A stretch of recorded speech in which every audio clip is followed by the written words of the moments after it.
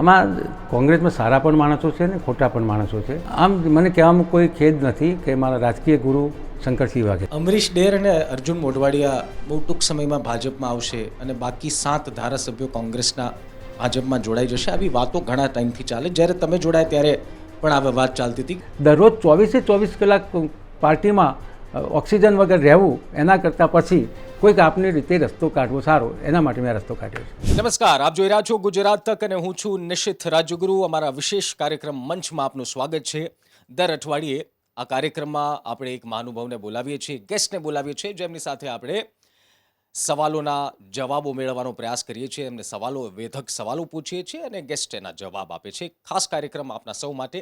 આ અઠવાડિયે આપણી સાથે જોડાયા છે એક એવા નેતા જે ગુજરાતની રાજનીતિમાં એક શાલીન નેતા તરીકે ઓળખાય છે, પરંતુ હાલમાં તેમણે એક નવી ઇનિંગની શરૂઆત કરી છે. એ નેતા છે ડૉક્ટર CJ ચાવડા, વિજાપુરથી પૂર્વ ધારાસભ્ય. હમણાં જ કોંગ્રેસને અલવિદા કહી તેઓ ભારતીય જનતા પાર્ટીમાં જોડાઈ ગયા છે.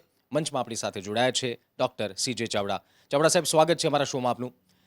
ચાવડા સાહેબ, સૌથી પહેલો સવાલ, નવી ઇનિંગ કેવી લાગી રહી છે? કોંગ્રેસના પ્રખર નેતા, શાલીન નેતા તરીકે આપની ઓળખ હતી, પરંતુ થોડા દિવસો પહેલાં આપે કોંગ્રેસને અલવિદા કીધું અને હવે ભારતીય જનતા પાર્ટીમાં જોડાયા છો. સૌથી પહેલો સવાલ, ભાજપમાં સામેલ થઈને આપની પહેલી પ્રતિક્રિયા શું, કેવું લાગી રહ્યું છે? ભારતીય જનતા પક્ષમાં જોડાયા પછી હજી આમ જોવા જાઉં તો મારી ઇનિંગ શરૂ કરી નથી, પરંતુ અત્યારે અભ્યાસ કરી રહ્યો છું અને મને એમ લાગે છે કે ભારતીય જનતા પક્ષ અત્યારે જે નેશનલ પ્રશ્નો છે અથવા નેશનલ પ્રવાહ છે, રાષ્ટ્રીય પ્રવાહ છે, એને બહુ સારી રીતે સમજીને ઉકેલ કરી રહ્યું છે. કોંગ્રેસ પાર્ટીમાં 25 વર્ષ સુધી ઇનિંગ રમ્યો છું, 25 વર્ષ સુધી કોંગ્રેસ પાર્ટીમાં રહ્યો છું, કોંગ્રેસ પાર્ટીના નેતાઓ સાથે કામ કર્યું છે. એટલે એમની ખામીઓ, એમની ઉણાપો, એમની કામ કરવાની પદ્ધતિ, કેમ કોંગ્રેસમાંથી છોડવું પડ્યું, એના કારણો માટે હું કોંગ્રેસને કારણભૂત ગણાતો નથી. પરંતુ ભારતીય જનતા પક્ષ અને હાલ જે નેતાઓ છે એમાં ખાસ કરીને ગુજરાતના પનોતા પુત્ર નરેન્દ્રભાઈ મોદી અને એમને સાથ આપી રહ્યા છે અમિતભાઈ શાહ અને આખી ટીમ, એની જે કામ કરવાની પદ્ધતિ, પ્રશ્નો ઉકેલવાની પદ્ધતિ અને ભવિષ્ય, ભારતનું અને રાજ્યનું અને પ્રજાનું જે ભવિષ્ય છે એનો આખો 25 વર્ષનો જે પ્લાન બનાવ્યો છે ને એ પ્લાનના પ્રમાણે વર્તી રહ્યા છે, એ મને આકર્ષી ગયું. બીજું એ છે કે એમને જે પ્રોમિસીસ કર્યા હોય, કોઈપણ પાર્ટી જ્યારે રાજકારણમાં પ્રજાની વચ્ચે જાય છે, ચૂંટણી વખતે જાય છે અને જે વચનો આપે છે, જે ઢંઢેરો બહાર પાડે છે, એ ઢંઢારેના અનુરૂપ એમને એક પ્રોમિસીસ, જે નેશનલ પ્રોમિસીસ પૂરા ન થઈ શકે એવા પ્રોમિસીસ પણ એમને બધાને સાથે રાખીને પૂરા કર્યા છે. 370ની કલમ દૂર કરવી એમના એજન્ડામાં હતું, રામ મંદિરનું નિર્માણ કરવું એમના એજન્ડામાં વર્ષોથી હતું. તો ભારતીય જનતા પક્ષે એના એજન્ડામાં મૂકેલા જે કંઈ પ્રશ્નો છે, વિકાસને લગતા પ્રશ્નો તો છે જ, ખેડૂતના પ્રશ્નો હોય, કર્મચારીના પ્રશ્નો હોય, વિદ્યાર્થીના પ્રશ્નો હોય, શિક્ષણના પ્રશ્નો હોય, આરોગ્યના પ્રશ્નો હોય, પણ એની સાથે સાથે આખા રાષ્ટ્રીયની સંસ્કૃતિ જાળવવાનું, રાષ્ટ્રની અસ્મિતા જાળવવાનું અને ભારતની એક આગવી ઓળખ છે એને જાળવી રાખવાની જે વચનો આપ્યા હતા, એ વચનો પણ એમને મતોના રાજકારણની ચિંતા કર્યા વગર નિભાવ્યા છે. એટલે એ મુદ્દાઓ મને આકર્ષી ગયા અને એમની સાથે હું જોડાયો છું અને એ મુદ્દાઓને અનુરૂપ મને લગતી જે કંઈ કામગીરી સોંપવામાં આવશે એ કામગીરી ચોક્કસ ખંતથી હું જેમ કોંગ્રેસમાં કરતો હતો એ જ રીતે ખંતથી હું એ કરીશ.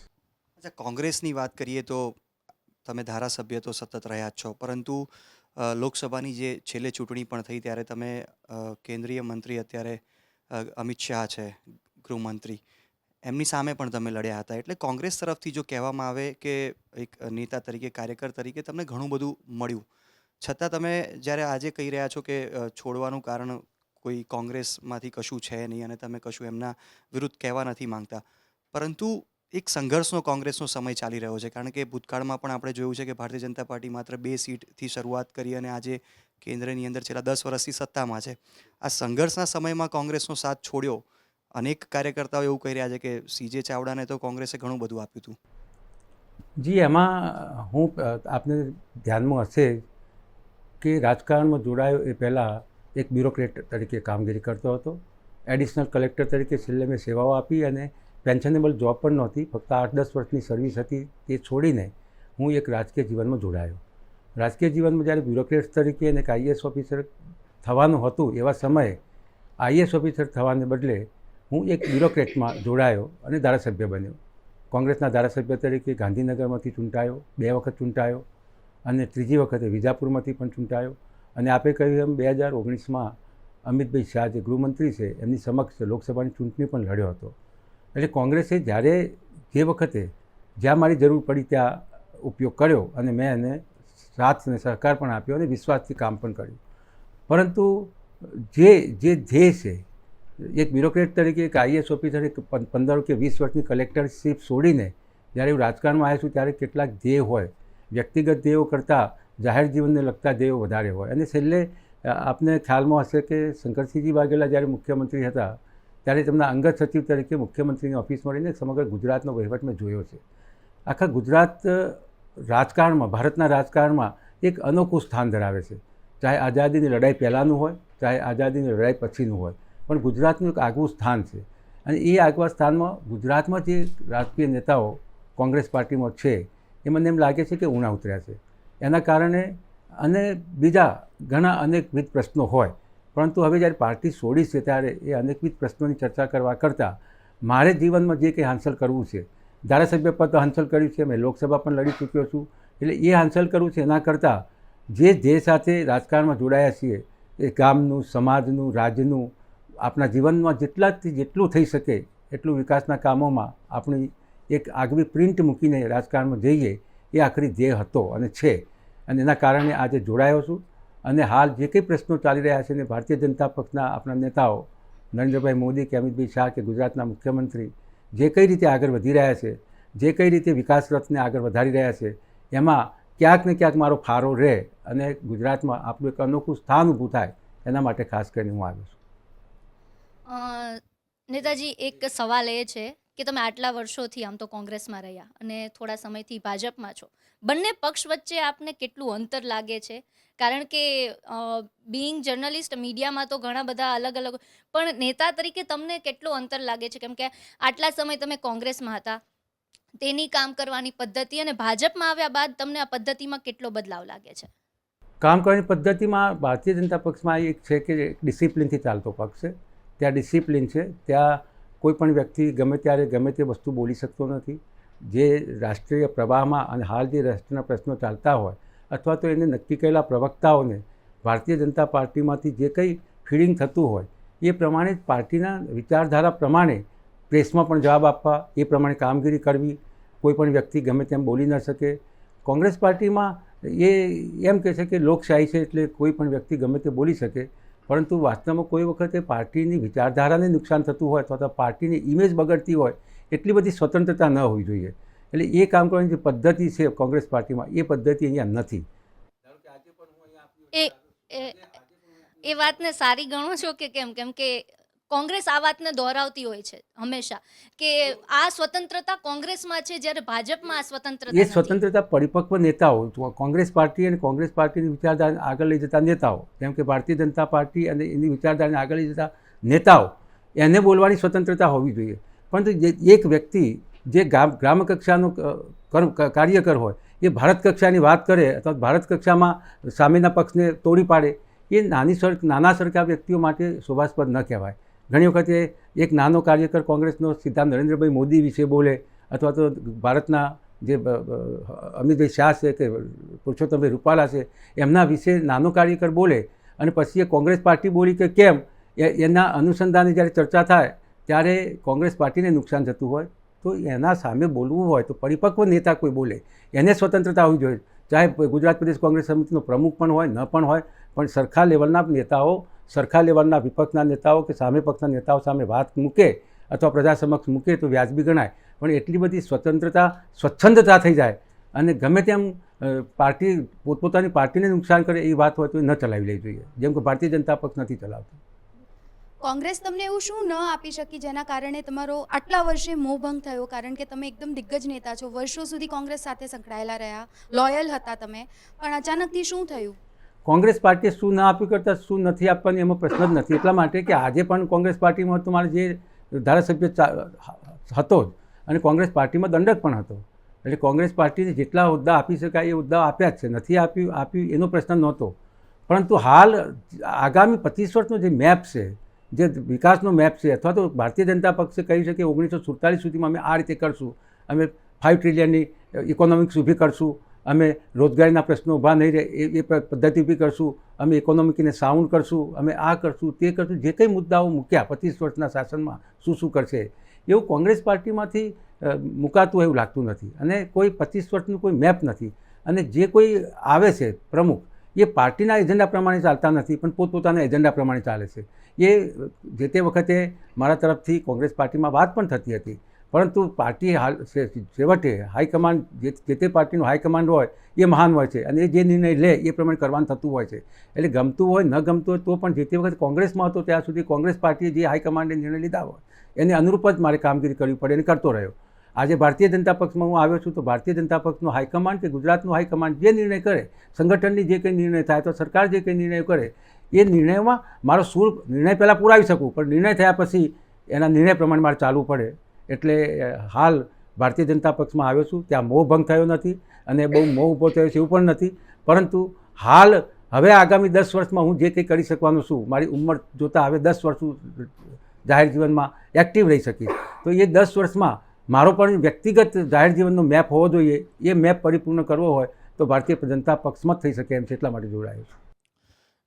આપનો ભૂતકાળ છે અને એમાં ડોક્યુ કરીએ તો માલુમ થાય છે કે ગાંધીનગર ઉત્તરથી પણ આપ ધારાસભ્ય રહી ચૂક્યા અને ત્યારબાદ હવે વિજાપુરથી.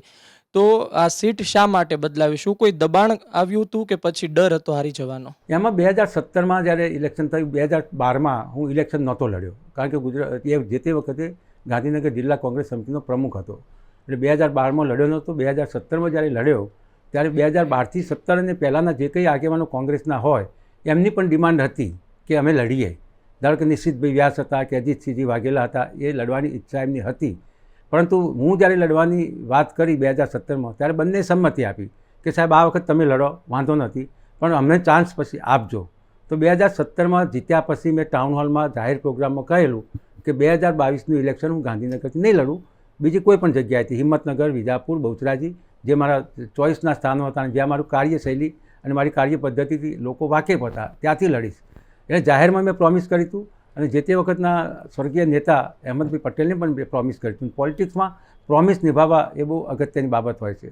એટલા માટે 2022માં વિજાપુરની સીટ અઘરી સીટ ગણાય, કારણ કે ભારતીય જનતા પક્ષની કોર સીટ ગણાય, કે જ્યાં ભારતીય જનતા પક્ષની તરફેણના કોર 70% લોકો ભારતીય જનતા પક્ષને માનતા હોય.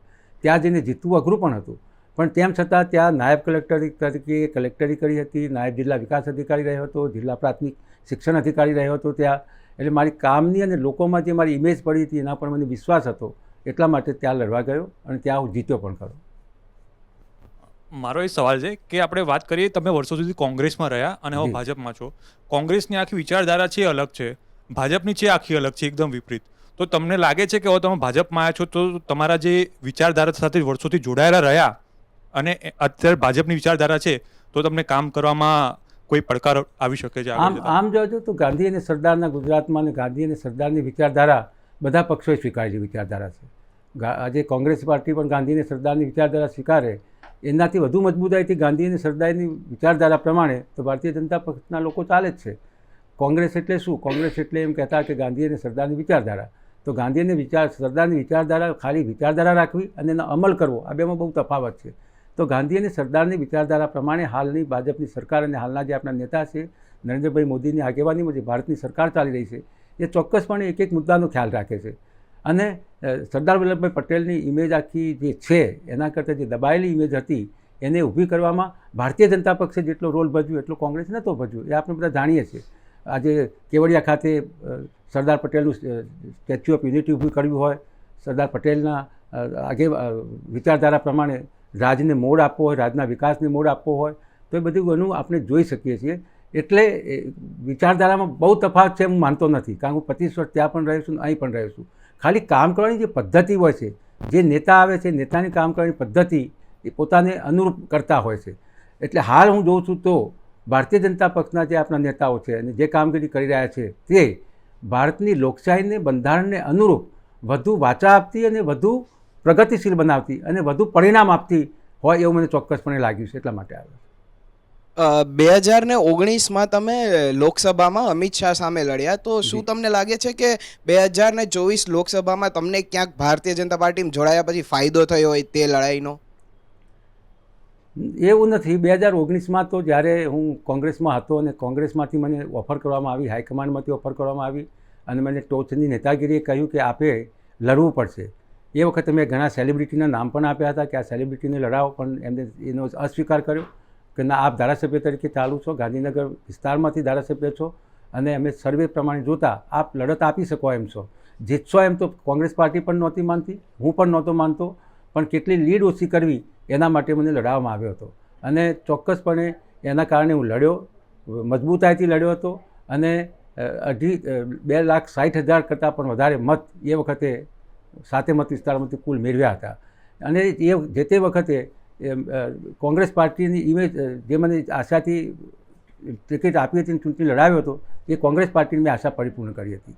એટલે જ્યારે જે પાર્ટીમાંથી લડ્યા હોય એ પાર્ટીને અનુરૂપ આપણે લડાઈ આપી હોય, પણ એ લડાઈથી એટલો ચોક્કસ ફાયદો થાય કે ભારતીય જનતા પક્ષના દિગ્ગજ નેતા સામે હું લડ્યો, ભારતીય જનતા પક્ષના દિગ્ગજ નેતાની સામે લડત આપી અને જોરદાર લડત આપી અને પાર્ટીના એજન્ડાને અનુરૂપ લડત આપી. એના કારણે આપણે અત્યારે ભારતીય જનતા પક્ષમાં ફાયદો થયો કે પ્રવેશમાં ફાયદો થયો એવું નથી, પરંતુ જે તે વખતે મારી જે ઇમેજ હતી, કામ કરવાની જે પદ્ધતિ હતી, એ નેશનલ લેવલના લીડરો પણ કોંગ્રેસ પાર્ટીના મારી સાથે પરિચયમાં આવ્યા હતા, એ ફાયદો થયો. સર, આમ તો એક ઓફબીટ સવાલ પૂછું છું, જી. પછી હું પાછો કોંગ્રેસ પર આવું. રાજનીતિમાં એ બહુ મુશ્કેલ છે ગુજરાતમાં કે દેશમાં કે કોઈ નેતા શાલીન રહે ને ડિસિપ્લિન રહે. આપની ઇમેજ કોંગ્રેસ નેતા તરીકે નહીં, પરંતુ ગુજરાતમાં એક રાજનેતા તરીકે ખૂબ પ્રેમથી, ખૂબ સૌહાર્દપૂર્ણ જવાબ આપવા, શાલીન રહેવું, એ કઈ રીતે શક્ય બને? કઈ રીતે કરો છો આપ? કારણ કે અમે તો ઘણા બધા પત્રકાર તરીકે નેતાઓ સાથે વાતચીત કરીએ છીએ, પરંતુ સીજે ચાવડાનું જ્યારે નામ આવે ત્યારે એકદમ ડિસિપ્લિન, જનતા સાથે પણ પ્રેમથી વાત કરે, નેતા સાથે પણ પ્રેમથી વાત કરે, એ કઈ રીતે શક્ય બને? બ્યુરોક્રેસીનો ફાયદો છે કે એ આદત છે આપની? બ્યુરોક્રેસીના ફાયદા કરતાં હું થોડો અલગ પ્રકારનું વ્યક્તિત્વ મેં ઊભું કર્યું છે અને અનેક પ્રકારના નેતાઓ, મહાનેતાઓ, વિશ્વ નેતાઓ જે ભૂતકાળમાં થઈ ગયા છે, એમના જીવન ચરિત્ર ઉપરથી પણ ઘણું શીખવા મળ્યું છે અને શીખ્યો છું કે કોઈ રાજકારણમાં જ્યારે આપણે જોડાયા છે ત્યારે હું બેઝિકલી એમ માનું છું કે પ્રજાની સેવા માટે આપણે જોડાયા છે, તો પ્રજાને આપણી પાસેથી સેવા લેવી કે ન લેવી પ્રજાને અધિકાર છે. એટલે જીતીએ કે હારીએ, પ્રજા આપણને બોલાવે કે ન બોલાવે, આપણે એને હંમેશા આદર કરવો જોઈએ, કારણ કે આપણે જ્યારે એની સાથે લોકશાહીમાં જોડાયા છીએ. એ જ રીતે સમાજ જીવનમાં પણ આજુબાજુ સંકળાયેલા આપણા વ્યક્તિઓ છે, પત્રકારો પ્રમાણે ચાલતા હોય, એ એમની ઇમેજ પ્રમાણે એમની પોતાનું મીડિયા ચાલે છે, એને પ્રજાની સમક્ષ મૂકવા માટે સત્યતાને લગતા પ્રશ્નો પણ પૂછે. મને એમ લાગતું કે હું સાચો છું, પણ તમે પ્રશ્ન પૂછો છો, તમે જે મારી ઇમેજ સમજો છો એ તમે સાચા છો એ માને છું ચાલું છું. હંમેશા સામેનો વ્યક્તિ સાચો છે એમ માનું છું. બીજું માનું છું કે સામેનો વ્યક્તિ જે છે એ જગ્યાએ હું હોઉં તો શું કરું. ત્રીજું, પ્રજામાં જે વ્યક્તિ દુઃખી છે અથવા જેનું કામ થતું નથી, એ વ્યક્તિ જ્યારે આપણી સમક્ષ મારી પાસે આવી છે તો કેટલી બધા અરમાનો લઈને આવી છે, તો એને ગમે તેવો જવાબ આપું એવું ન બની શકે. એને હું ચોક્કસપણે મારો ભાઈ કે મારી બહેન આવી હોય એ રીતે એની સાથે વર્તન કરું છું. આ પહેલે પાયાથી છું. અધિકારીઓ હતો ત્યારે પણ, રાજકીય નેતામાં આવે ત્યારે પણ મેં એ મારી જે ચંચલતા હતી એમાં છોડ્યું નથી અને નિભાવવા પ્રયત્ન કર્યો છે. અને આધ્યાત્મિક જગત સાથે પણ માનીએ તો મારા સંબંધો રહ્યા છે સાધુ સંતો સાથે. એક આપને ખબર હોય કે ન હોય, હું સારા ભજનીક પણ છું, આકાશવાણી પણ ભજન ગાતો, અને પ્રજામાં પણ આજે હું ધારાસભ્ય હોઉં કે કાલ સુધીને સંસદ સભ્ય હોઉં કે રાજકીય મોટો નેતા હોઉં, પણ ગામડાની પ્રજા જેને મને મત આપ્યા છે અથવા હું જે સમાજમાંથી આવું છું એ લોકો મને એમ કે સાહેબ આવો, બેસો, ભજન ગાઓ, તો એમની વચ્ચે બેસીને ભજન પણ ગાઉં છું. એટલે જરાય પણ મોટાઈનો ગુણ રાખ્યો નથી. એ જ મને શીખવે છે કે આ બધા સાથે હું સારું વર્તન કરી શકું છું અને સારા જવાબો આપી શકું છું. તમારું ભજન તો અમે સાંભળીશું જ સાહેબ, કેમ કે આ એક ઓફબીટ અમે ન્યૂઝરૂમ ઇન્ટરવ્યૂ અમે એટલા માટે જ રાખ્યું છે કે અહીંયા આવતા મહાનુભાવોને અમે વધુ જાણી શકીએ, જનતા વધુ જાણી શકે. પરંતુ વચમાં એક કોંગ્રેસનો સવાલ એટલા માટે પૂછું છું. આપે કીધું કે આપનો સ્વભાવ એ રીતનો રહ્યો છે. આપના સ્વભાવથી કોંગ્રેસ વાકેફ 25 વર્ષ સુધી નથી, કારણ કે પત્રકારોની વાત નથી, જનતા પણ એ સવાલ પૂછે છે કે અમે કોંગ્રેસમાં છેલ્લા 28 વર્ષથી 3 જ ચહેરા જોયા છે અને ચોથો જો ચહેરો આવે તો પણ એ એક જ પરિવારમાંથી આવે. તો તમે શું એ અનુભવ ન કર્યો? કોંગ્રેસમાં આ પ્રકારનું નીતિ શા માટે છે? એની પાછળ આપ કોને જવાબદાર સમજો છો? આમાં કોંગ્રેસમાં સારા પણ માણસો છે ને ખોટા પણ માણસો છે, પણ સારા માણસની, ગુજરાતીમાં એક બહુ સારી કહેવત છે કે સારા માણસની સારાશ એ નબળાને ફાવી જવાનું સ્થાન છે. સારો માણસ એની જે ગુણવત્તા છે છોડતો નથી હોતો, એટલે નબળો માણસ એમ સમજે છે કે આ કશું કરી નથી શકતા, એટલે એ નબળો માણસ હોય એને ફાવી જવાનું સ્થાન છે. અને રાજકારણમાં બધા પ્રકારના માણસો હોય છે, તો નેતાની આજુબાજુ કયા પ્રકારના માણસો ગોઠવાયા છે એ બહુ અગત્યનો રોલ ભજવે છે.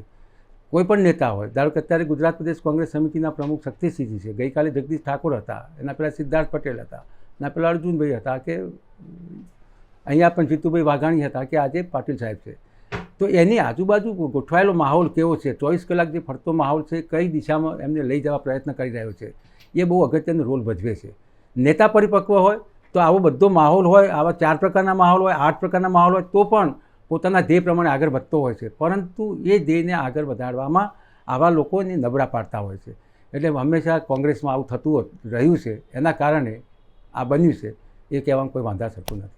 અચ્છા, આપે હમણાં થોડી વાર પહેલાં કહ્યું કે હવે આગામી 10 વર્ષ આપના માટે પણ એક રાજનેતા તરીકે કામ કરવાનું એક મોટો અવસર છે અને આગામી 10 વર્ષ જ કદાચ તમે એક ગોલ તરીકે જોઈ રહ્યા છો.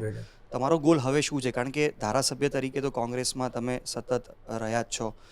સંસદની ચૂંટણીની અંદર લોકસભામાં તો તમે એકવાર ગૃહમંત્રી અમિત શાહ સમક્ષ લડ્યા પરંતુ હારી ગયા. ભારતીય જનતા પાર્ટીમાં જ્યારે આવી ગયા છો અને ધારાસભ્ય પદ છોડીને તમે કોંગ્રેસમાંથી ભાજપમાં આવ્યા છો, સ્વાભાવિક છે કે ડાઉનફોલ પોતાની લાઈફમાં કોઈ ઈચ્છતું નથી. તમે પણ આગળની જ વિચારીને તમે ભારતીય જનતા પાર્ટી તરફ આવ્યા હશો. ફરી શું આગામી જે ચૂંટણી થશે, તમે જે બેઠક છોડી છે, શું ત્યાંથી જ લડીને ફરીથી વિધાનસભામાં ભાજપના સિમ્બોલ ઉપર આવવા માંગશો, કે પછી ભારતીય જનતા પાર્ટી સાથે કોઈ વાતચીત અગાઉ પણ થઈ હતી કે અત્યારે ચાલી રહી છે?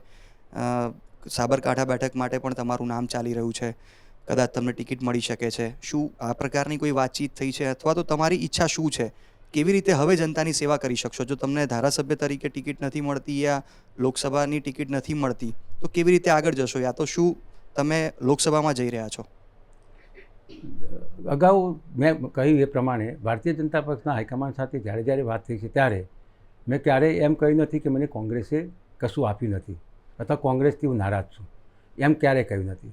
મેં એમ જ કહ્યું છે કે હવે હું 10 વર્ષ સુધી સેવા આપી શકું એવું છું મારી જીવનકાળમાં, તો આગામી 10 વર્ષ તમારી સાથે રહીને વધુ સારી સેવા બજાવી શકું અને વધુ પ્રજાને ઉપયોગી થઈ શકું.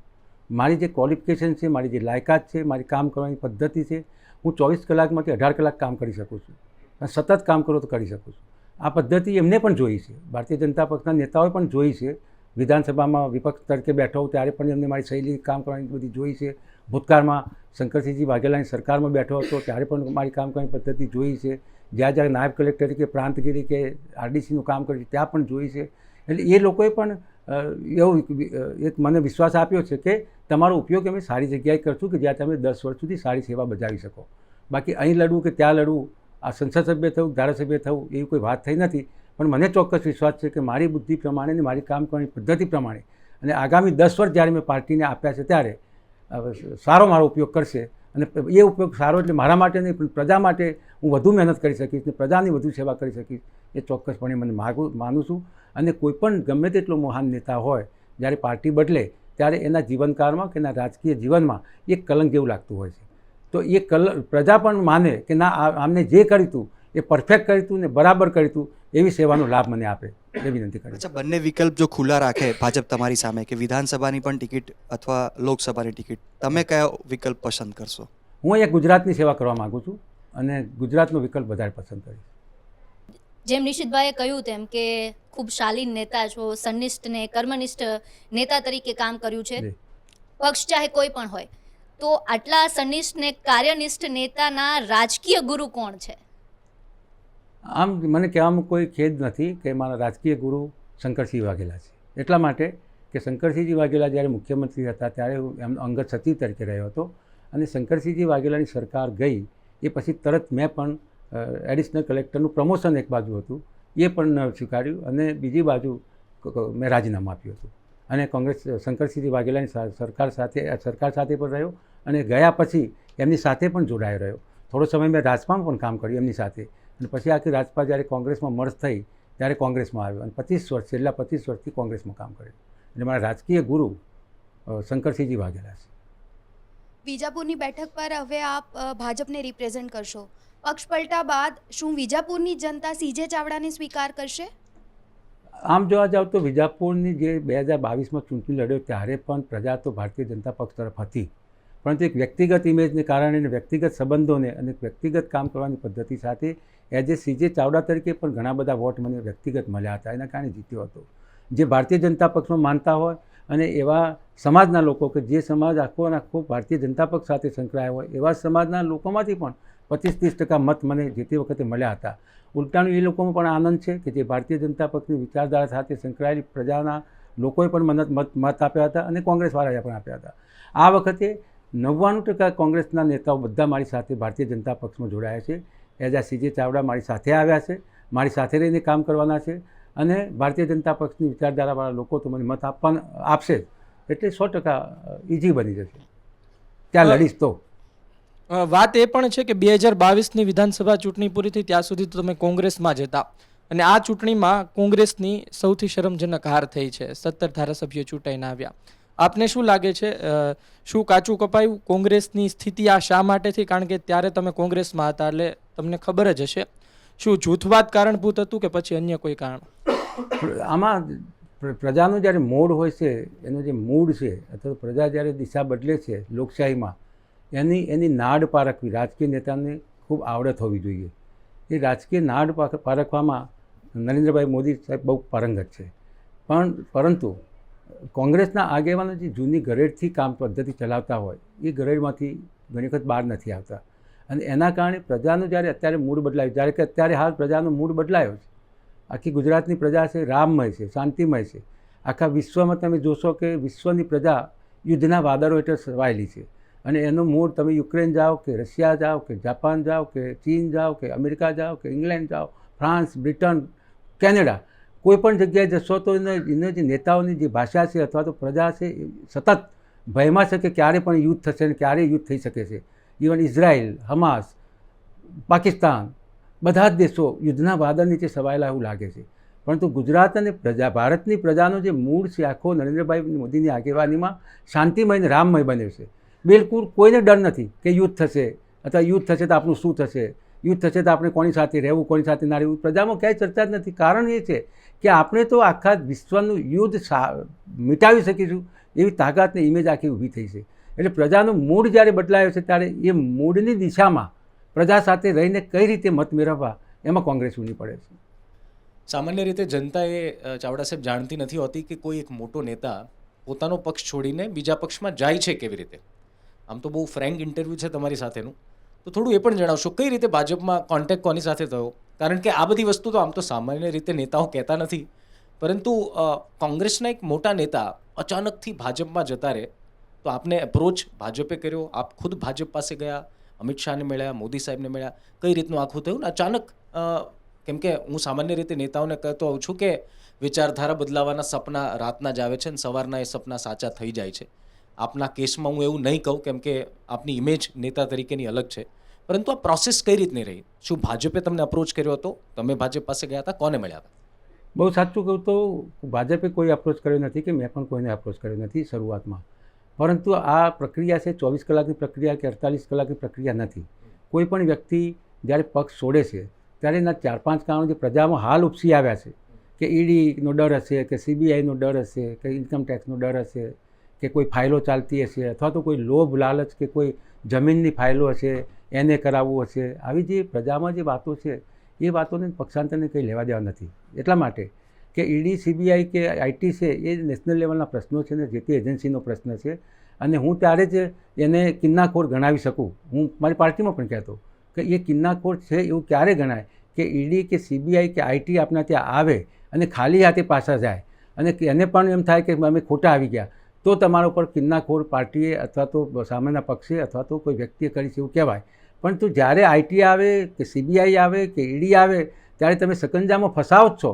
તમારે ત્યાંથી 100 કરોડના રૂપિયા રોકડા મળે છે, તમે ફાઇલોમાં ફસાવો છો, તમારે ત્યાંથી ગોલ્ડ મળે છે, તમે આડાવડા પ્રશ્નોમાં સંડોવાયેલા છો, ક્યાંક તમે કોઈની સાથે તમારું પ્રશ્ન પતાવવામાં લેગિંગ છે. તો આ બધા પ્રશ્નો હોય એટલે એને હું કિન્નાખોર કે એવું ગણતો નથી ને પક્ષ પલટાનું એ કારણ પણ ગણતો નથી. પક્ષ પલટાનું કારણ છે એ બહુ 2 પ્રકારનું છે. એક આ પ્રકાર કયો એ પ્રકાર એવું પ્રજા માને છે. પરંતુ હું જ્યારે ભારતીય જનતા પક્ષમાં જોડાયો છું તો ઘણા સમયથી મારી ગતિવિધિ આપે જોઈએ છે કે 2022માં ચૂંટાયા પછી જે કંઈ પ્રશ્નો ઉપસ્થિત કોંગ્રેસમાં થયા કે જે કંઈ કોંગ્રેસમાં કામગીરી કરવાની પદ્ધતિ ઊભી થઈ એનાથી કોંગ્રેસ કોર કમિટીમાં તો હંમેશા હું કહેતો રહેતો હોઉં, કોંગ્રેસના નેતાઓને પણ કહેતો રહેતો હોઉં, દિલ્હી પણ જઈને રજૂઆતો કરી હોય, પરંતુ એ પ્રશ્નનો નિકાલ ન થયો હોય ત્યારે આપણે ચોક્કસપણે એમાંથી કંઈક નીકળવાનું થાય કે આમાં ફેર પડવાનું નથી, કરવું શું. દાખલા તરીકે 2000 જગદીશ ઠાકોરને પ્રમુખ મૂક્યા, ગુજરાત પ્રદેશ કોંગ્રેસ સમિતિના પ્રમુખ બનાવ્યા, એ પહેલાં મેં એક ઝુંબેશ ઉપાડી હતી કે જૂના નેતાઓને બદલે નવા કોઈ નેતાગીરી, નવા કોઈ યુવા નેતાને તક આપવામાં આવે તો વધુ સારું. અને જે ગણ્યા ગાંઠ્યા 7-8 નામ હતા એ નામ જોગ એમાંથી કોઈ પ્રમુખ ન બને અને નવેસરથી બને તો સારું. અને એ વખતે હાઈકમાન્ડે જે કંઈ વિચારણા કરીને પાછા જગદીશ ઠાકોરને પ્રમુખ તરીકે મૂક્યા હતા. પછી આપણી જે વાત હોય એ મૂકી શકાય ખરી, પણ એક વાર નિર્ણય થઈ ગયા પછી એને દરરોજ વિરોધ કરવો એ જે તે પાર્ટીમાં રહીને વિરોધ શક્ય પણ નથી હોતો અને કરવો સારો પણ નહીં. એટલા માટે દરરોજ 24 કલાક પાર્ટીમાં ઓક્સિજન વગર રહેવું એના કરતાં પછી કોઈક આપની રીતે રસ્તો કાઢવો સારો, એના માટે મેં રસ્તો કાઢ્યો છે. અચ્છા, ઓક્સિજન સીજે ચાવડાને નહોતું મળતું કે બાકી નેતાઓને પણ નથી કોંગ્રેસમાં મળતું? હું એટલા માટે આ સવાલ પૂછું છું કે 7 નેતા, જેમ કીધું આપે 7 નેતા છે અત્યારના કોંગ્રેસમાં. ચાવડા સાહેબ જે ડખો છે એનું શું કારણ માની શકે? કેમ કે જનતા, જો સમજો આપ પણ જાણો છો, વિજાપુરના કોંગ્રેસના કાર્યકર્તાઓ આપને પણ પૂછતા હશે જે તે સમયે કે 4-5 નેતાઓ જ વડીલ થઈને ગુજરાત કોંગ્રેસમાં બેઠા છે, તો એની પાછળનું કારણ શું? અને એક બાદ એક નેતાઓ જાય છે. આપ ભાજપમાં ગયા, આપે કીધું કે બીજું કારણ હતું, પરંતુ બીજા કારણોથી પણ કોંગ્રેસમાંથી છોડીને ભાજપમાં જાય છે, આપ જાણો છો. કોંગ્રેસમાં શું ચાલી રહ્યું છે? એવું તો શું પ્રોબ્લેમ છે? ઇન્ટરનલ ફાઇટ કઈ બાબતોની ચાલે છે કે જેથી કરીને કાર્યકર્તાઓ નિરાશ થાય છે અને બાકી નેતાઓ ઉપર નથી આવી શકતા? જોકે એમની ફાઇટ છે અને એમની જે વાત છે એમની રીતે સાચા છે કે બધા જ જે નેતાઓ છે, કોઈ 35 વર્ષથી કોંગ્રેસમાં રાજકીય જીવન ગાળી રહ્યું છે, શક્તિસિંહ જેવા કે અર્જુનભાઈ જેવા કે ઇવન સિદ્ધાર્થ પટેલ, એ 40 વર્ષથી કોંગ્રેસ પાર્ટીમાં, ભરતસિંહ સોલંકી 40 વર્ષથી કોંગ્રેસ પાર્ટીમાં કામ કરી રહ્યા છે. અને બીજા રાજ્યોમાં જ્યારે જોતા હોઈએ કે રાજસ્થાનમાં 5 વર્ષે સરકાર બદલાય, એક વખત કોંગ્રેસ તો એક વખત ભાજપ, તો અહીંયા કોંગ્રેસનું શાસન આવે તો હું 40 વર્ષમાંથી છું તો હું આ ગુજરાતનું દિશા આપી શકું અથવા તો ગુજરાતનું સુકામ સંભાળી શકું. એટલે એનામાં 40 વર્ષથી કોંગ્રેસ પાર્ટીમાં કામ કરતા નેતાને એક સ્વપ્ન તો હોય, અને સ્વપ્ન ઊભું થયું હોય, મુખ્યમંત્રીનું ઊભું થયું હોય કે હું મુખ્યમંત્રી થાઉં. આ મુખ્યમંત્રીના જે સપના છે એ બધામાં છે અને એનાય વાંધો નથી, બધામાં હોઈ શકે. સરકાર આવે તો એમાંથી હાઈકમાન્ડ નક્કી કરે અથવા વારા પરથી જેનો જે કંઈ વારો આવે થઈ શકે, પરંતુ મુખ્યમંત્રી થવા પહેલાં મારો કોણ ને તારો કોણ એમાં જે પડે છે કોંગ્રેસ પાર્ટી, એમાં એ માર થાય છે. અને એના કારણે પ્રજામાં જે સાપ ઊભી થાય છે કે હજુ આ ભેંસ ભાગોળે ને સાત સાગોળે, હજુ સત્તા આવી નથી અને આટલું લડે છે પછી શું કરશે. એના કારણે પ્રજા કોંગ્રેસ તરફ આવી હોય તો પણ પીછે મૂડ કરી અને આ બાજુ મજબૂત અને ચોક્કસ દિશાવાળું રાજકારણ જ્યારે હોય ભારતીય જનતા પક્ષનું, અને ત્યાં પાછી જોડે જાય છે. અચ્છા, આપ કોંગ્રેસનું ભવિષ્ય ગુજરાતમાં શું જોઈ રહ્યા છો ચાવડા સાહેબ? એટલા માટે અત્યારના પ્રદેશ અધ્યક્ષ કોંગ્રેસના છે શક્તિસિંહ ગોહિલ.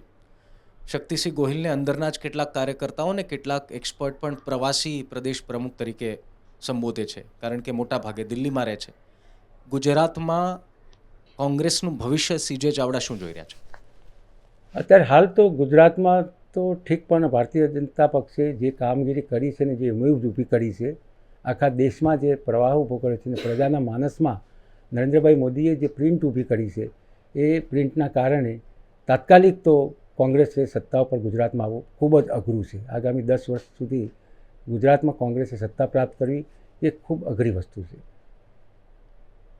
અચ્છા, આપ લગભગ 2 મહિના પહેલાં સુધી તો કોંગ્રેસમાં જ રહ્યા છો, અને એ પહેલાંની પણ જો વાત કરીએ તો જે પ્રકારે અત્યારે ગઠબંધનની પણ એક વાત થઈ રહી છે અને એક વાત સામે આવી રહી છે કે 2 બેઠક કોંગ્રેસ છોડી શકે છે, આમ આદમી પાર્ટી એના ઉમેદવાર ઉતારશે અને સમર્થન કરશે. ભરૂચની વાત કરીએ તો મુમતાઝ અને ફઝલ બંને એક પ્રકારે દાવેદાર માનવામાં આવતા હતા. લાગે છે કોંગ્રેસ ક્યાંક ને ક્યાંક પોતે ગુજરાત સહિત દેશમાં નબળી પડી રહી હોય, કારણ કે દરેક જગ્યાએ ગઠબંધન કરીને સીટોનો જે એમનો આંકડો છે તે ઘટતો જઈ રહ્યો છે, એમના પોતાના ઉમેદવારોની સંખ્યા ઘટતી જઈ રહી છે. ક્યાંક તમે પણ જ્યારે કોંગ્રેસમાં રહ્યા હશો, શક્ય છે તમારી સાથે પણ કોઈ ચર્ચાઓ થઈ હશે, ગઠબંધનને લઈને તમે કેવી રીતે જોઈ રહ્યા છો? શું આમ આદમી પાર્ટી સાથે કોંગ્રેસે ગઠબંધન કરવું જોઈએ? કારણ કે બંને એકબીજાને, ભાજપ હોય કે કોંગ્રેસ હોય, આમ આદમી પાર્ટીને લઈને બી ટીમનો આક્ષેપ કરતી રહી છે, પરંતુ આજે જે પરિસ્થિતિઓમાં બંને એક થઈને ભાજપની સામે લડવાનો પ્રયાસ કરી રહ્યા છે, લાગે છે એમાં કોંગ્રેસનો કોઈ ફાયદો થઈ શકશે? આમાં શરૂઆતમાં જ્યારે આપ પાર્ટી સત્તા પર દિલ્હીમાં આવી અને ગુજરાતમાં જ્યારે પગ પેસારો કર્યો ત્યારે એક એવી છાપ ઊભી થઈ હતી ગુજરાતમાં કે ભણેલો ગણેલો જે યુવાન છે એ આપ પાર્ટીમાં જોડાઈ રહ્યો છે અને ભણેલો ગણેલો યુવાન જ્યારે આપ પાર્ટીમાં જોડાશે એના કારણે ચોક્કસપણે ભારતીય જનતા પક્ષને નુકસાન જશે. કોંગ્રેસ આ સપનામાં ઘણા સમય સુધી રાખતી રહી કે ભણેલો ગણેલો યુવાન વધારે પડતો ભારતીય જનતા પક્ષ સાથે છે, યુવાન છે એ પણ ભારતીય જનતા પક્ષ સાથે છે, તો એ આપ પાર્ટી છે એના મત તોડશે. પરંતુ વાસ્તવમાં એવું નહોતું. વાસ્તવમાં તો આપ પાર્ટી જે કંઈ મતદારો તોડે છે કે જે મતદારો સંકળાયેલા છે એની સાથે એ મોટાભાગે કોંગ્રેસની સાથે સંકળાયેલા મતદારો છે. ભારતીય જનતા પક્ષની સાથે સંકળાયેલો વર્ગ છે એની ચોક્કસ વિચારધારા સાથે છે ને એમાંથી સહેજ પણ આગો પાછો કોઈને ટિકિટ મળે ન મળે, કોઈ નેતા હોય ન હોય, પ્રમુખ આ હોય કે પેલા હોય, એની સાથે કંઈ લેવા દેવા નથી હોતું. એ વિચારધારા સાથે સંકળાયેલો છે. કોંગ્રેસ પાર્ટીમાં પક્ષનો નેતા બદલાય, પ્રમુખ બદલાય, વિરોધ પક્ષનો નેતા બદલાય કે સંગઠનનો કોઈ નેતા બદલાય તો એની સાથે માનનારો વર્ગ પણ ઇધર ઉધર થઈ જતો હોય છે. પરંતુ જે કંઈ ઇધર ઉધર થાય છે એના જે ભાગ પડે છે, આપ પાર્ટી આવે કે એનસીપી આવે કે બીજી પાર્ટી આવે, ઇવન શિવસેનાનો કોઈ વ્યક્તિ લડે તો પણ મત છે એ કોંગ્રેસના જ તૂટે છે. અને કોંગ્રેસ હંમેશા જુદા સમીકરણો માંડીને ચાલતી હોય છે, એના કારણે માર ખાય છે. એટલે અહીંયા આપ પાર્ટી સાથે જોડાણ કરે તો એને ફાયદો જ છે કોંગ્રેસને.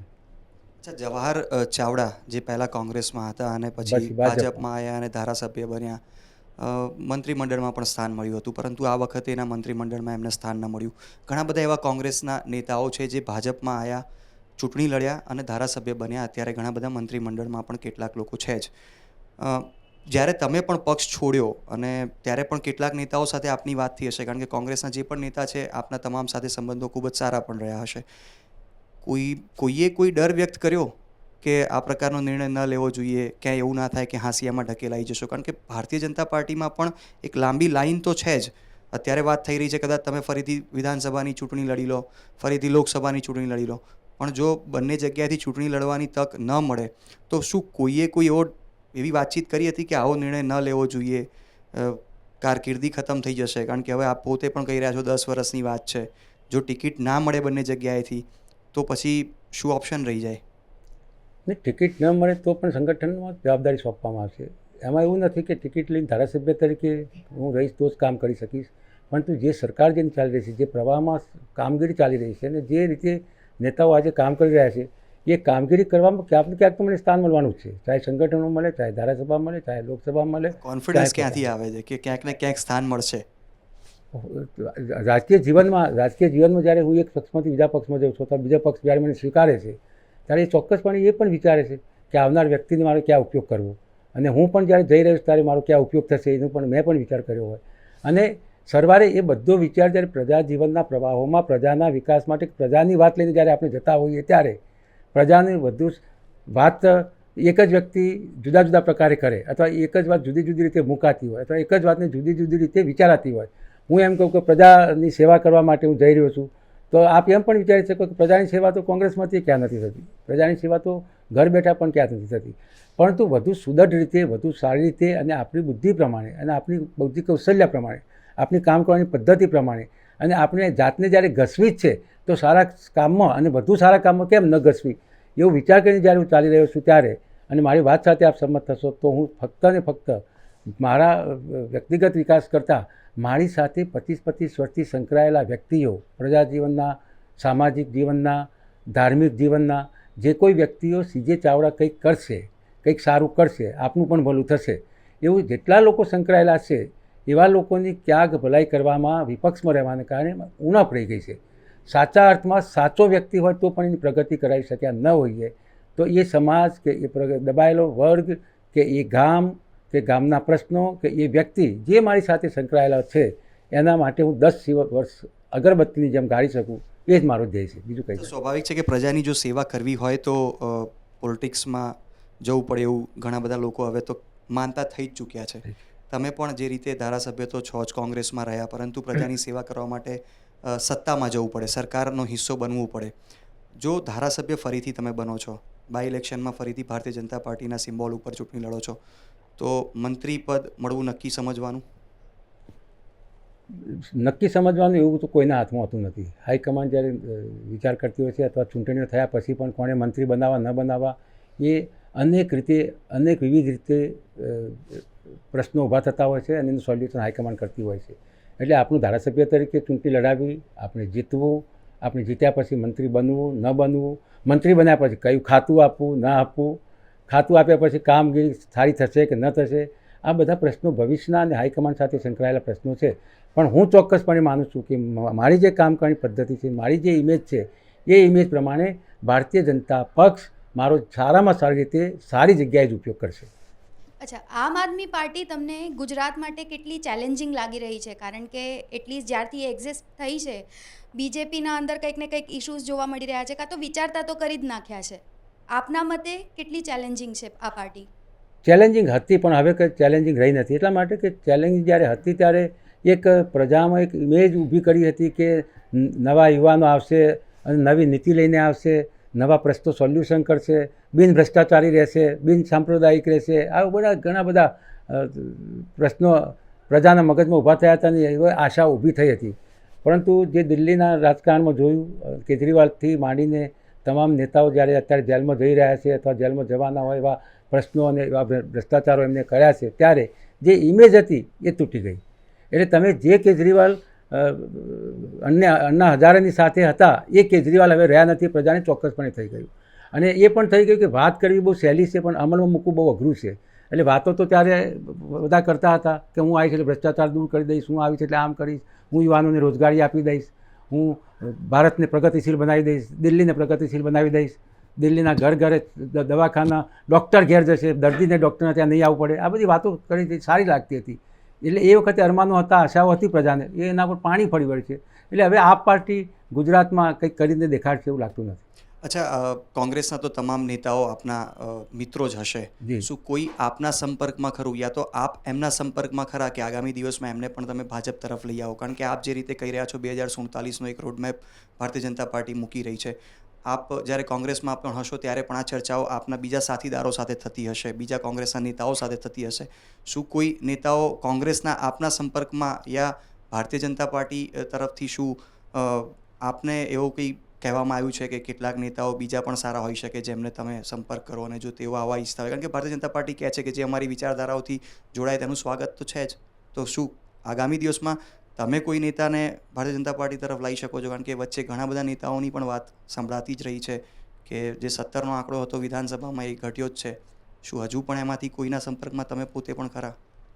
આમાં આપે કહ્યું એમ ભારતીય જનતા પક્ષના હાઈકમાન્ડે એક વાત મૂકી છે બજારમાં કે જે કોઈ ભારતીય જનતા પક્ષની વિચારધારા સાથે જોડાય અથવા તો એની પદ્ધતિ, કામ કરવાની પદ્ધતિ સાથે જોડાવવું હોય, એવા કોઈ પણ પક્ષના, ચાહે કોંગ્રેસના હોય કે બીજા પક્ષના હોય, એ તમામ લોકો માટે ભારતીય જનતા પક્ષે સ્વાગત માટે દ્વાર ખુલ્લા રાખ્યા છે.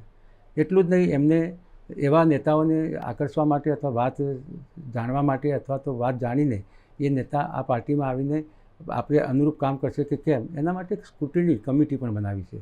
ભરત બોગરાની અધ્યક્ષતામાં કમિટી છે. એ કમિટીને એવા લોકો સંપર્ક કરી શકે છે અને એ કમિટી પણ એવા લોકોનો સંપર્ક કરી અને કામ કરતી હોય છે. હું ભારતીય જનતા પક્ષમાં જોડાયો છું, મારી સાથે અનેક કોંગ્રેસના આગેવાનો સંકળાયેલા હોય, પરંતુ જે કંઈ કોંગ્રેસના આગેવાનોને એવી ઈચ્છા હોય તો હું ચોક્કસપણે કહું છું કે આ ભરત બોગરાજીને મળો અને આપણી વાત કરો. મારો સંપર્ક ક્યાંથી થયો, કેવી રીતે થયો એ મને પણ ખબર નથી, પણ થયો એ ચોક્કસ છે. અમરીશ ડેર અને અર્જુન મોઢવાડિયા બહુ ટૂંક સમયમાં ભાજપમાં આવશે અને બાકી 7 ધારાસભ્યો કોંગ્રેસના ભાજપમાં જોડાઈ જશે. આવી વાતો ઘણા ટાઈમથી ચાલે. જ્યારે તમે જોડાયા ત્યારે પણ આ વાત ચાલતી હતી કે અર્જુનભાઈનું અને અમરીશ ડેરનું એક બે વસ્તુના કારણે અટકી પડ્યું છે, બાકી ભાજપમાં જવાના છે. આપને શું લાગે છે, કોંગ્રેસના આ નેતાઓ ભાજપમાં સામેલ થઈ જશે? વાતો ચાલે છે, કારણ કે આપે કીધું કે કમિટી બની છે. હવે તો આપ એ કમિટીથી ખૂબ નજીક છો, એ જ પક્ષમાં છો, આપને થોડી ઘણી તો સાહેબ ખબર હશે. શું નિર્ણય થશે એ ખબર નથી, પણ જે તે વ્યક્તિએ દ્વિધામાં નહીં રહેવું જોઈએ, નિર્ણય કરી લેવો જોઈએ કે આ પાર કે પેલે પાર. એનો મતલબ કોઈ દુવિધામાં તો છે જ તમારા? દ્વિધામાં છે. અને શું લાગે છે, દુવિધા ક્લિયર કરવામાં ભાજપ સફળ રહેશે? ભાજપ સફળ રહેવું એના કરતાં વ્યક્તિગતને પોતાને વિશ્વાસ બેસે અને વ્યક્તિને એમ લાગે કે મારે હવે આગામી સમયમાં આ પક્ષમાં જઈને કામ કરવું છે તો પોતે જ નિર્ણય કરવો પડે. પાર્ટી નિર્ણય કરાવે એના કરતાં પોતે જ કરવો પડે. એ નેતાઓને શું એવો ડર છે કે એવું ના થાય કે હાંસિયામાં ઢકેલાઈ જાય? નહીં, એવા નેતાઓને કોઈ, એ જે નેતાઓ વાસ્તવમાં આપ જે કહો છો, જે નેતાઓનું નામ ચાલે છે અથવા જે નેતાઓ આવવા વિચારી રહ્યા છે અને પ્રજામાં વાત ચાલે છે, અથવા તો એમને દરરોજ મીડિયાના માણસોને કે પત્રકારોને પસ્તાવો કરવી પડે છે કે હજુ તો હું કોંગ્રેસમાં જ છું, હજુ અહીં જ છું, હજી અહીં જ છું. એટલે એવી દ્વિધાઓને કારણે પત્રકારો પણ દ્વિધામાં રહેશે, પ્રજા પણ દ્વિધામાં રહેશે અને એ પોતે પણ દ્વિધામાં રહેશે. એના કારણે તમામની ઇમેજ ખરડાય છે. એના કરતાં એમને નિર્ણય કરી લેવો જોઈએ કે જેથી પત્રકારો પણ સ્પષ્ટ પૂછી શકે કે કેમ આવ્યા, કેમ છોડવું પડ્યું, અને એ પણ જવાબ આપી શકે કે કેમ છોડવું પડ્યું અને કેમ જઈ રહ્યા છે, અને પ્રજા પણ નક્કી કરી લે કે હવે આ કામમાં આવશે કે નહીં આવે, અથવા કામ કઈ રીતે લેવું. આજે સીજે ચાવડાનો મંચ પર અમને એક અલગ રૂપ જોવા મળ્યું ને આપે કીધું કે આપ ભજન પણ ગાઈ લો છો. જો ગુજરાત તકની જનતાને આપનું ફેવરિટ કોઈ ભજન સંભળાવવા માંગતા હોય તો 2 કડી. મને શ્રીરામનું જ ભજન હું ઘણી જગ્યાએ ગાઉં છું. હું ઘણી જગ્યાએ મીરાબાઈના ભજનો ગાઉં છું, ગંગા સતીના ભજનો ગાઉં છું, જેસલ તોરલ જાડેજાના ભજનો પણ ગાઉં છું. ઘણા બધા ભજનો છે અને આગવું સ્થાન ધરાવે છે ગુજરાતના આધ્યાત્મિક જગતમાં બધા ભજનો. પણ એક રામચંદ્ર ભગવાનનું ભજન છે એ મને બહુ ગમે છે ને મોટા ભીખુદાન ગઢવી છે એ ભજનને ગાય છે. એની એક કડી ખાલી કહું છું. ખોટો ખોટો હું જ્યારે રામ બનું ત્યારે હાચો રુદિયામાં આવે. ખોટો ખોટો હું જ્યારે રામ બનું ત્યારે મારા હાચા રુદિયામાં આવે. સીતાજી મને હે માવડી પાસે મારા વિષયોને વણસાવે. રામનું રૂપ ધરું ત્યાં તો મને એવા એવા સંકલ્પ આવે, એવા સંકલ્પ આવે મારા રુદિયાને રોવડાવે. રામનું રૂપ ધરું ત્યાં તો મને એવા એવા સંકલ્પ આવે. રાવણે જ્યારે રામનું રૂપ ધર્યું હતું ત્યારે એને વિચાર બદલાઈ ગયા હતા. આખીની જે વિચારધારા હતી એ બદલાઈ ગઈ. રામનું રૂપ ધરીને રાવણ સીતાને છેતરવા માટે ગયા હતા, સીતા માતાને. તો તરત જ રામનું રૂપ ધરેલો રાવણ પાછો આવે છે અને રાક્ષસોને કહે છે કે હું આ રામનું રૂપ ધર્યું, હું તો ગભરાઈ ગયો, મારો તો આખા વિચાર બદલાઈ ગયા, મને તો સીતાજી માતા લાગવા માંડી અને મને ભરતને ગાદી પાછી સોંપી દઉં એવું લાગવા માંડ્યું. મારા ભાઈ રામે જેમ ભરતને ગાદી સોંપી દીધી એમ કુબેરને બોલાવીને કહી દઉં તું તારી ગાદી સંભાળ લે, મારે નથી સંભાળવી, અને હું વનમાં ચાલ્યો જાઉં. આવા વિચારો આવે છે એટલે મારે રામ નથી બનવું. એટલે એની એ પંક્તિ છે કે ખોટો ખોટો જ્યારે રામ બનું ત્યારે સાચો રુદિયામાં આવે, મારા વિષયને વણસાવે અને સીતાજી મને માવડી ભાષે. આ એના શબ્દો છે. ભીખુદાન ગઢવી બહુ સરસ સમજાવે છે.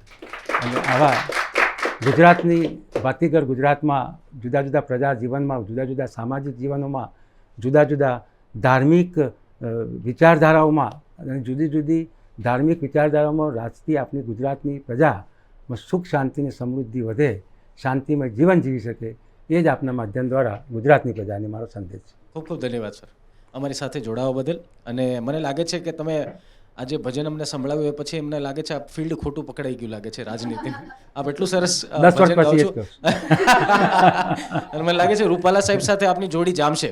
અમારી 3ની જોડી હતી, રૂપાલા સાહેબ, બાબુભાઈ શાહ અને મારી. વાહ, અમે 3 ડાયરામાં હંમેશા હોઈએ. ખૂબ ખૂબ ધન્યવાદ સર ગુજરાત તકમાં જોડાવા બદલ અને અમારી સાથે નિખાલસ ભાવે સવાલોના જવાબ આપી અમારી સાથે થોડી અંદરની વાતો શેર કરવા બદલ ખૂબ ખૂબ ધન્યવાદ સર. Thank you.